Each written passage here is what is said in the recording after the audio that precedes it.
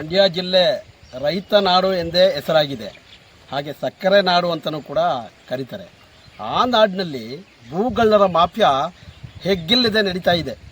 ಅದಕ್ಕೆ ನಿದರ್ಶನವೆಂಬಂತೆ ಸಂತೆಕಸಲಗೆರೆ ಗ್ರಾಮ ಪಂಚಾಯಿತಿ ವ್ಯಾಪ್ತಿಗೆ ಸೇರಿದಂತೆ ಸರ್ವೆ ನಂಬರು 227/1, 227/2, 227/3 ಹಾಗೆಯೇ 65 ಕುಂಟಿಯನ್ನು ಒಬ್ಬ BK ರಾಮರಾವ್ ಎಂಬಂಥ ಭೂ ಕಳ್ಳ ಅಂತಲೇ ಹೇಳಬೇಕಾಗತ್ತೆ. ಅವರು ಕೂಡ ಇಲ್ಲಿ ಪರ್ಚೇಸ್ ಮಾಡಿದ್ದಾರೆ. ರೈತರಿಗೆ ಯಾವುದೇ ಮಾಹಿತಿ ಇಲ್ಲ. ಇವರು ಇಲ್ಲಿ ಲೇಔಟ್ ಮಾಡ್ತಾರೆ, ಈ ಥರ ಸೈಟನ್ನು ಹಂಚಿಕೆ ಮಾಡ್ತಾರೆ ಅನ್ನೋದು ಮಾಹಿತಿ ಇಲ್ಲ ಅವರಿಗೆ. 6ಕ್ಕೆ 3ರಂಗೆ ಖರೀದಿ ಮಾಡಿಕೊಂಡು ಮತ್ತು ಸರ್ಕಾರಕ್ಕೆ ಬಹಳ ವಂಚನೆ ಮಾಡಿದ್ದಾರೆ. ಯಾವ ರೀತಿ ಅಂತಂತಂದರೆ ಅಂದರೆ ಇಲ್ಲಿ ನೋಡಿ, ಇಲ್ಲೇ ನಿಮ್ಮ ಎದುರುಗಡೆ ಕಾಣ್ತಾ ಇದೆ ರಾಜಕಾಲುವೆ ಇದೆ. ಈ ಲೇಔಟ್ನ ಮಧ್ಯಭಾಗದಲ್ಲಿ ಒಂದು ರಾಜಕಾಲುವೆ ಇದೆ, ಪಶ್ಚಿಮ ಭಾಗದಲ್ಲಿ ಒಂದು ರಾಜಕಾಲುವೆ ಇದೆ, ಹಾಗೆಯೇ ಪೂರ್ವ ಭಾಗದಲ್ಲೂ ಕೂಡ ರಾಜಕಾಲುವೆ ಬರುತ್ತೆ, ಅಲ್ಲಿ ಗೋಮಾಳನು ಕೂಡ ಬರುತ್ತೆ. ಈ ಎಲ್ಲವನ್ನೂ ಆಕ್ರಮಿಸಿಕೊಂಡು ಯಾವುದೇ ಮಾಹಿತಿಯನ್ನು ಕ್ರಮಬದ್ಧವಾಗಿ ಸರ್ಕಾರಕ್ಕೆ ನೀಡದೆ ಅಕ್ರಮವಾಗಿ ವಶಪಡಿಸಿಕೊಂಡಿದ್ದಾರೆ.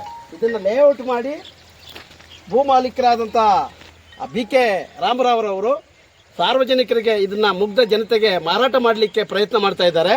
ಹಾಗೆ ಸರ್ಕಾರಕ್ಕೂ ಕೂಡ ಮೋಸ ಮಾಡಿದ್ದಾರೆ. ಈ ಮೋಸದ ಜೊತೆಗೆ ಜಿಲ್ಲಾಡಳಿತ ಕೂಡ ಒಳಗಾಗಿದೆ ಅಂತ ನಾನಾದರೂ ಈ ಕೂಡ ಹೇಳ್ತಾ ಇದ್ದೇನೆ. ಅದಕ್ಕೆ ಸಂಬಂಧಪಟ್ಟಂಥ ನೈಜ ದಾಖಲೆಗಳು ನಮ್ಮ ಹತ್ರ ಇದ್ದಾವೆ.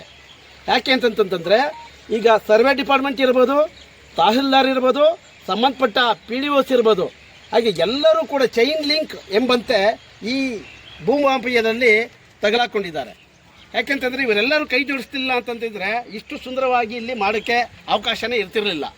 ಇಂಥ ಒಂದು ಪ್ರದೇಶವನ್ನು ನಾವು ಯಾವುದಾದ್ರೂ ಒಂದು ಸಂಘಟನೆಯಿಂದ ಜಿಲ್ಲಾಡಳಿತಕ್ಕೆ ಒಂದು ಮನವಿ ನೀಡಿದಂಥ ಸಂದರ್ಭದಲ್ಲಿ ಸಾರ್ವಜನಿಕ ಉದ್ದೇಶಕ್ಕೋಸ್ಕರ ಒಂದು ಸ್ಥಳಾವಕಾಶ ಕೊಡಿ, ಒಂದು ಸೈಟ್ ಕೊಡಿ, ಅಥವಾ ಸಾರ್ವಜನಿಕರಿಗೆ ಸೈಟ್ ಕೊಡಿ, ಸೈಟ್ ಇಲ್ಲದೆ ಇರೋರಿಗೆ, ಅಥವಾ ಯಾವುದಾರ ಸಾರ್ವಜನಿಕ ಉದ್ದೇಶಕ್ಕೆ ನಾವು ಬಳಕೆ ಮಾಡಲಿಕ್ಕೆ ಜಾಗ ಕೊಡಿ ಅಂತ ಕೇಳಿದಂಥ ಸಂದರ್ಭದಲ್ಲಿ ಎಲ್ಲಿದೆ ಅಂತ ಒಂದು ಯಕ್ಷ ಪ್ರಶ್ನೆ ಬರುತ್ತೆ.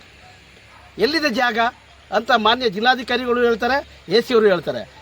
ಅದೇ ರೀತಿ ಎಲ್ಲಿದೆ ಅಂತಂದ್ರೆ ನೋಡಿ, ಇಲ್ಲಿದೆ ನೋಡಿ ರಾಜಕಾಲುವೆ, ಇಲ್ಲಿದೆ ಜಾಗಗಳು. ಈ ರಾಜಕಾಲುವೆ 43 ಅಡಿ ಇರಬೇಕಾದಂಥ ರಾಜಕಾಲುವೆಯನ್ನು ಕೇವಲ 6 ಅಡಿಗೆ ತಂದು ನಿಂತಿದ್ದಾರೆ. ನೋಡಿ, ಕೇವಲ 6 ಅಡಿಗೆ ತಂದು ನಿಂತಿದ್ದಾರೆ. ಇವು ಸಂಪೂರ್ಣವಾಗಿ ಒತ್ತುವರಿ ಮಾಡಿಕೊಂಡು ಒಂದು ಲೇಔಟ್ ನಿರ್ಮಾಣ ಮಾಡಿದ್ದಾರೆ. ಇದರಲ್ಲಿ ಇದು ಯಾವುದೇ ಸರ್ಕಾರದಿಂದಾಗಲಿ ಮೂಡಾದಿಂದಾಗಲಿ ಅಪ್ರೂವಲ್ ಆಗಲಿಲ್ಲ. ಮತ್ತು ಇವರು ಕೇವಲ ಪಡೆದಿರೋದು 65 ಕುಂಟೆ. ಅದರಲ್ಲಿ ಸುಮಾರು 2.5 ರಿಂದ 3.5 ಎಕರೆಯಷ್ಟು ಒತ್ತುವರಿಯ ಜಾಗವನ್ನು ಮಾಡ್ಕೊಂಡಿದ್ದಾರೆ. ಆ ಪೂರ್ವ ಭಾಗದಲ್ಲಿ ಗೋಮಾಳವನ್ನು ಕೂಡ ಒತ್ತುವರಿ ಮಾಡ್ಕೊಂಡಿದ್ದಾರೆ. ಪೂರ್ವ ಭಾಗಕ್ಕೆ ಈ ಲೇಔಟ್ನ ಪೂರ್ವ ಭಾಗದಲ್ಲಿ ಗೋಮಾಳ ಇದೆ, ಅದನ್ನು ಕೂಡ ಒತ್ತುವರಿ ಮಾಡ್ಕೊಂಡೋಗಿದ್ದಾರೆ.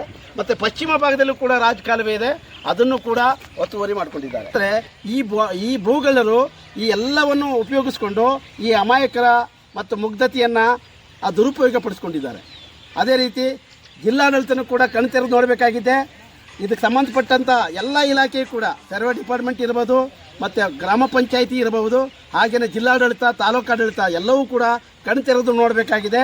ಇಲ್ಲಿ ಸಾರ್ವಜನಿಕ ಉದ್ದೇಶಕ್ಕೋಸ್ಕರ ಬಳಕೆ ಆಗಬೇಕಾಗಿರುವಂತಹ ಈ ಜಾಗವನ್ನು ಯಾರೋ ಭೂಮಾಫಿಯಾದವರು ಭೂಗಳ್ಳರಿಗೆ ಇವರು ದಾರೆ ಎರೆದಿದ್ದಾರೆ ಅಂತ ನಾನಾದರೂ ಕೂಡ ಹೇಳ್ತಾ ಇದ್ದೇನೆ. ಹಾಗಾಗಿ ಈ ಜಾಗ ಸಾರ್ವಜನಿಕ ಉದ್ದೇಶಕ್ಕೆ ಬಳಕೆ ಆಗಬೇಕು, ಈ ಭೂಗಳ್ಳತನ ನಿಲ್ಲಬೇಕು. ಹಾಗೆಯೇ ಯಾರು ತಪ್ಪಿತಸ್ಥರಿದ್ದಾರೋ ಅವ್ರ ವಿರುದ್ಧ ಸರ್ಕಾರದ ನಿಯಮಾನುಸಾರ ಏನು ಸರ್ಕಾರಕ್ಕಂತೂ ಅಗಲು ದರೋಡೆ ಅಂತ ಹೇಳ್ತಾರಲ್ಲ, ಆ ರೀತಿ ಆಗಿದೆ. ಇದು ಕೇವಲ BK ರಾಮರಾವ್ ಅವರಷ್ಟೇ ಅಲ್ಲ, ಜೊತೆಗೆ ಭರತ್ ಎಂಬವರು ಕೂಡ ಟೀಮ್ ವರ್ಕ್ ಆಗಿದೆ. ಅವರು ಕೂಡ ಇದರಲ್ಲಿ ಭಾಗಿಯಾಗಿದ್ದಾರೆ. ಕರ್ನಾಟಕ ರಕ್ಷಣಾ ವೇದಿಕೆಯಿಂದ ಅವರು ಕೂಡ ನಮ್ಮೊಟ್ಟಿಗೆ ಬಂದಿದ್ದಾರೆ. ಸಾರ್ವಜನಿಕ ಉದ್ದೇಶದಿಂದ ನಾವು ಇದನ್ನು ಸರ್ಕಾರದ ಒತ್ತುವರಿ ಜಾಗಗಳನ್ನ ಸರ್ಕಾರ ಏನಿದೆ ಅದಕ್ಕೆ ನೀವು ಸರಿಯಾದ ಮಾರ್ಗದರ್ಶನ ನೀಡಿ ಅವರ ಭೂಗಳ್ಳರನ್ನ ಜೈಲ್ಗಟ್ಟುವಂಥ ಕೆಲಸ ಆಗಬೇಕು. ಮತ್ತು ಇದರ ರಕ್ಷಣೆ ಆಗಬೇಕು. ಈ ಜಾಗ ಸಾರ್ವಜನಿಕ ಉದ್ದೇಶಕ್ಕೆ ಬಳಕೆ ಆಗಬೇಕು. ಈ ನಿಟ್ಟಿನಲ್ಲಿ ನಾವು ಪ್ರಯತ್ನ ಮಾಡ್ತಾ ಇದ್ದೇವೆ ಮತ್ತು ಹೋರಾಟ ಮಾಡ್ತಾ ಇದ್ದೇವೆ. ಇದು ಇಷ್ಟಕ್ಕೆ ನಿಲ್ಲಲ್ಲ, ಈ ಹೋರಾಟ ಇನ್ನು ಉಗ್ರವಾಗಿ ಮುಂದುವರಿಯುತ್ತದೆ. ಈ ಭೂಗಳ್ಳರನ್ನ ನಾವು ಹಿಡಿದು ಜೈಲಿಗೆ ಹಾಕ್ಸೋವರೆಗೂ ಈ ಹೋರಾಟ ನಿಲ್ಲಲ್ಲ. ಎಷ್ಟು ಅಮಾಯಕರಿಗೆ ಮೋಸ ಮಾಡಿದ್ದಾರೆ, ಒಂದೆಡೆ ಸರ್ಕಾರಕ್ಕೆ ಮೋಸ, ಮತ್ತು ಅಮಾಯಕ ರೈತರಿಗೆ ಮೋಸ, ಮತ್ತು ಈ ಸೈಟನ್ನು ತಗೊಳ್ಳೋರ್ಗೂ ಮೋಸ. ಆ ನಿಟ್ಟಿನಲ್ಲಿ ಇನ್ನು ಮುಂದಾದರೂ ಈ ಸರ್ಕಾರ ಎಚ್ಚೆತ್ಕೋಬೇಕು. ಅದರಲ್ಲೂ ಮಂಡ್ಯ ಜಿಲ್ಲೆಯಲ್ಲಿ ಎಲ್ಲ ಅಧಿಕಾರಿಗಳು ಕೂಡ ಕೈ ಜೋಡಿಸಿದ್ದಾರೆ ಅಂತ ಮೇಲ್ನೋಟಕ್ಕೆ ಗೊತ್ತಾಗ್ತಾ ಇದೆ. ನಮ್ಮ ಹತ್ರ ಎಲ್ಲ ಥರದ ದಾಖಲೆಗಳಿದ್ದಾವೆ. ಅದನ್ನು ಶೋ ಅಪ್ ಮಾಡಿ ಮತ್ತು ಈ ಸರ್ಕಾರಕ್ಕೆ ಮತ್ತು ಈ ಜಿಲ್ಲಾಡಳಿತಕ್ಕೆ ಚೀಮಾರು ಹಾಕುವಂಥ ಕೆಲಸವನ್ನು ನಮ್ಮ ಮುಂದೆ ಮಾಡಬೇಕಾಗುತ್ತೆ. ಎಚ್ಚೆತ್ತುಕೊಂಡು ಎಲ್ಲ ಅಧಿಕಾರಿಗಳು ಕೆಲಸ ಮಾಡಬೇಕಾಗಿದೆ ಅಂತ ಈ ಮೂಲಕ ನಾನು ಹೇಳಕ್ಕೆ ಇಷ್ಟಪಡ್ತೀನಿ. ಧನ್ಯವಾದಗಳು. ಸುವರ್ಣ ಕರ್ನಾಟಕ ಹಿತರಕ್ಷಣಾ ವೇದಿಕೆ ರಾಜ್ಯಾಧ್ಯಕ್ಷರಾದಂಥ ಎನ್ ನಾಗರಾಜ್.